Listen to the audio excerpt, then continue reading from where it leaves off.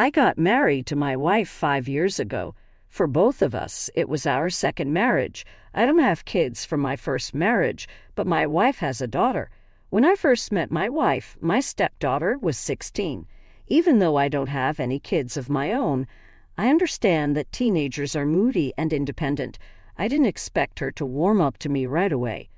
When we started dating, I didn't see her much because she was busy with high school and cheer practice. The few times I did see her, she was cold and uninterested in getting to know me. At first, I thought she was just shy and would eventually warm up to me. However, even after a year of dating my wife, things were still the same. During that time, I learned more about my wife's previous relationship with her daughter's father, which wasn't great. He cheated on my wife multiple times before she left him.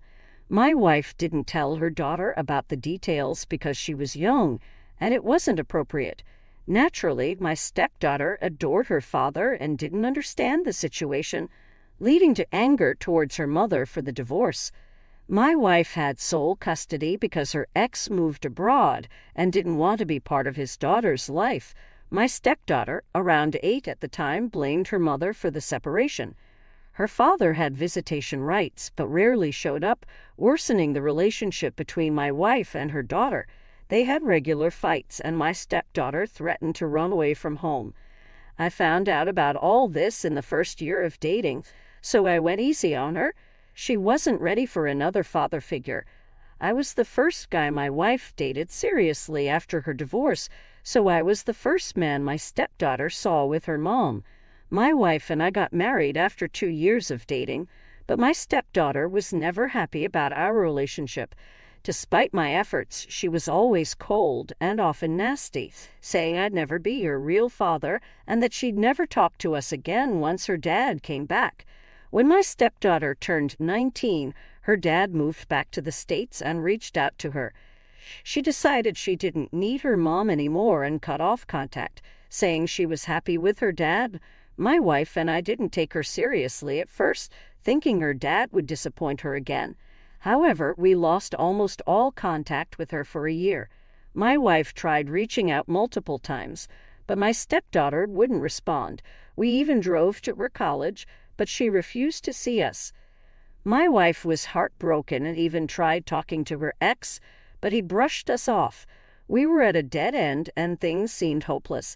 Then my stepdaughter called to say she was engaged and dropping out of college to support her boyfriend while he builds his business. This was quite shocking. Despite her bratty behavior, she had always been a great student, earned a full scholarship to college, and dreamed of becoming an architect. The engagement was even wilder to me than her dropping out. My wife tried her best to convince her to rethink her decision. She managed to get her to come home with the guy at least once. When we met him, we were taken aback. He was arrogant and rude, and his business plan seemed foolish to me. I couldn't understand what she saw in him. After dinner, my wife asked to speak to my stepdaughter in private, so I took her fiancé out to the garage for some beers. I asked if he was the one who encouraged her to drop out, and he just shrugged, saying it was none of my business and that she was an adult who could do whatever she wanted. He also pointed out that I wasn't paying for her education. It was a snarky response to a reasonable question, but I let it go. We had barely spent half an hour together when my stepdaughter barged in, saying they were leaving, and it was a mistake to come home. They left before I had a chance to say anything. I rushed at my wife, who was very upset. Like any rational parent, she had tried to talk to her daughter about taking some time to think before making such drastic decisions for a guy she had known for hardly a year. My stepdaughter lashed out, saying horrible things like my wife had no right to speak since she didn't pay for her tuition. As I mentioned, she had a full scholarship and had no idea what a good wife should be like. This deeply hurt my wife, who had been a victim of abuse.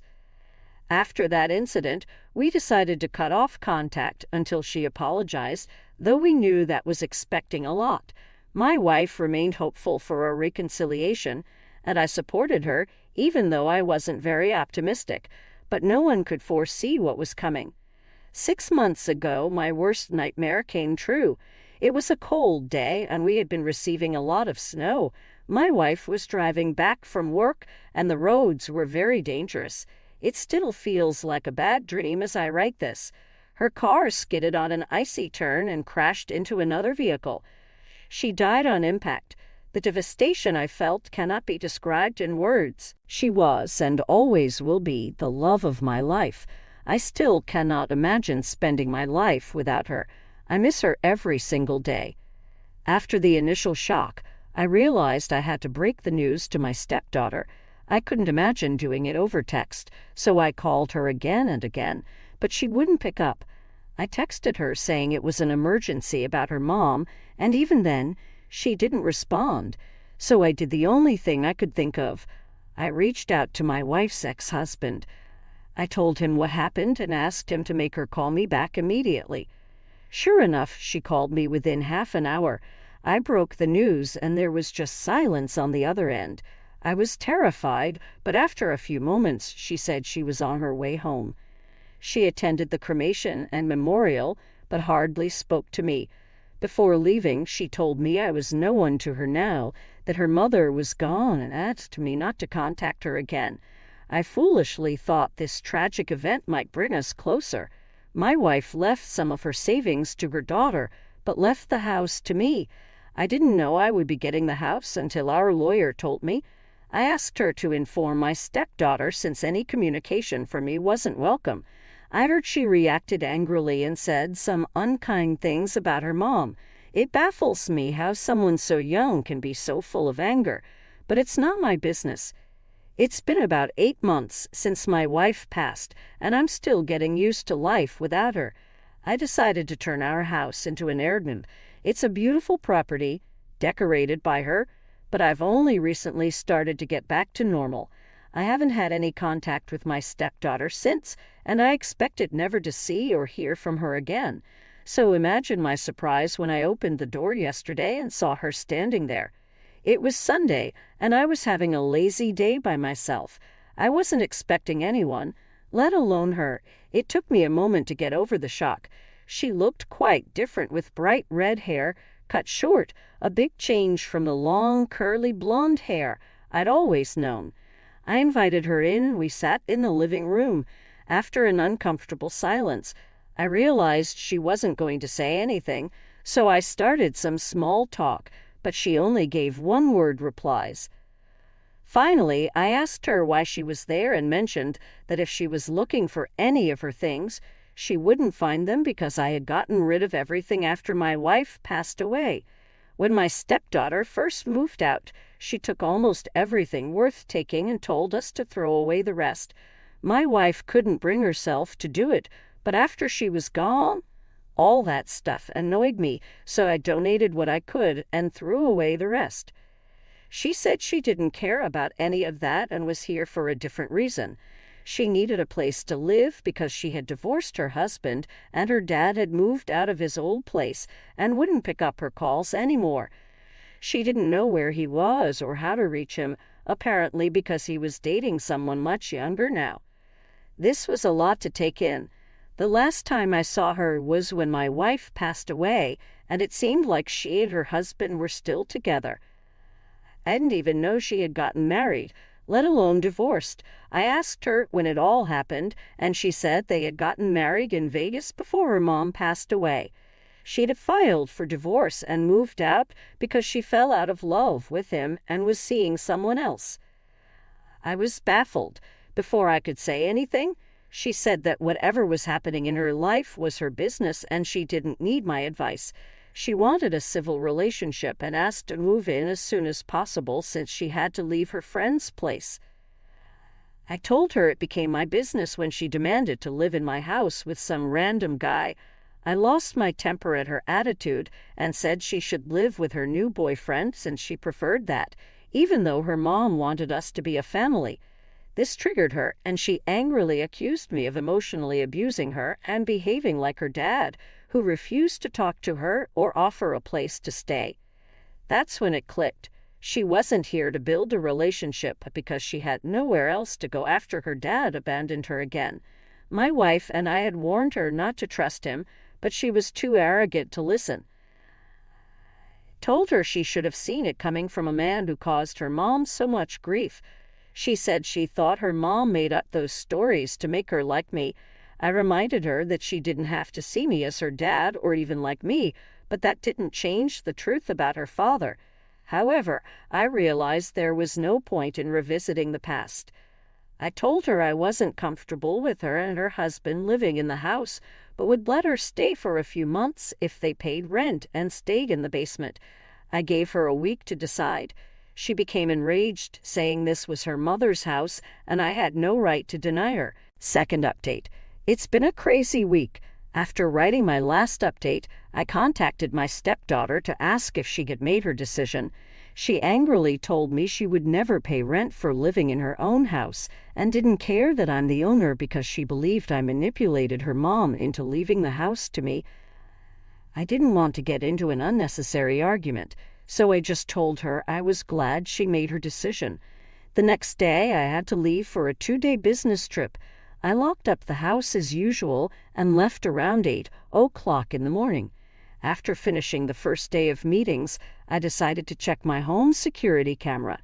I knew things would be fine because I had alarms in place in case of a break-in, but I was bored and had nothing else to do. Guess what I saw?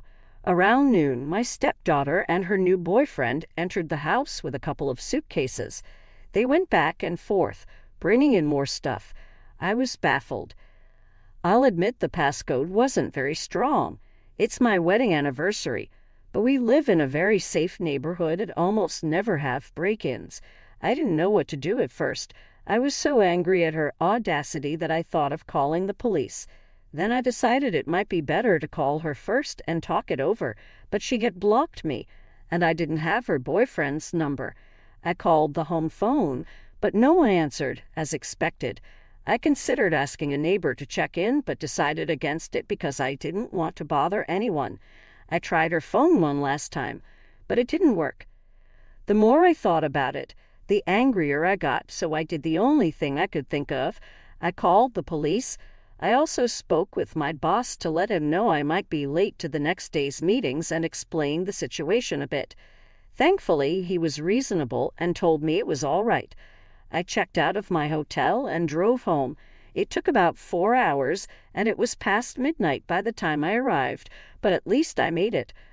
I called the police a bit before reaching home and told them the truth. My stepdaughter had illegally broken in with her boyfriend. I waited for the cops to arrive. Long story short, they kicked them out. There was a lot of screaming and ridiculous accusations, and my neighbors gathered around my house. The cops had to talk her down and asked if I wanted to press charges. I had no interest in doing that. I just wanted my house back. I told her there was no need to make it more complicated and that she should just leave without creating a bigger scene. They did leave, but she threatened to sue me and said I'd regret treating her this way. I'm sure none of that actually means anything. Anyway, I immediately changed the passcode and made a note to talk to my lawyer to see if there was anything else I could do to keep her away from me in the house. Then I took a nap before driving back for my meetings. My lawyer suggested a restraining order, but I don't think that's necessary right now.